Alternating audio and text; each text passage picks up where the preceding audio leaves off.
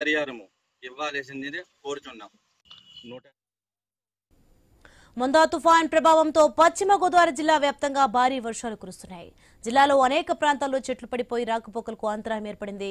Field లెవెల్లో సిబ్బంది ఎప్పటికప్పుడు చెట్లు తొలగింపు పనులు చేపట్టినట్లు జిల్లా కలెక్టర్ నాగరాణి తెలిపారు.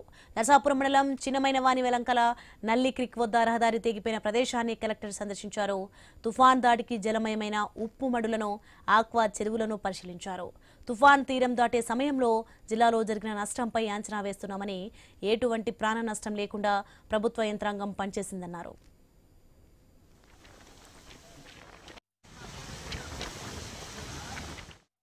తుఫాను నరసాపురంలో తీరం దాటింది.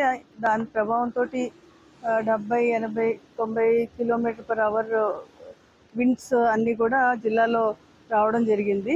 అయితే మార్నింగ్ అయ్యేటప్పుడు చాలా వరకు ప్రశాంతంగానే ఉంది.